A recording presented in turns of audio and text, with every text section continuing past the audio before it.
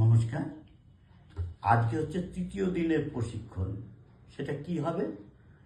আগের দিন তেরে কেটে তাকো তাকো অবধি শিখিয়েছি। আজকে হচ্ছে ধা ধা তেরে কেটে তাকো তাকো। এই ধাঁধাটা কি করে আসবে?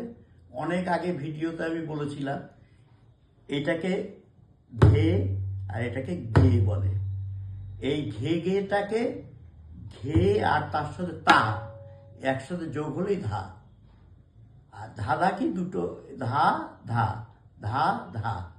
তাহলে ধা ধা তেরে কেটে তাকো তাকো।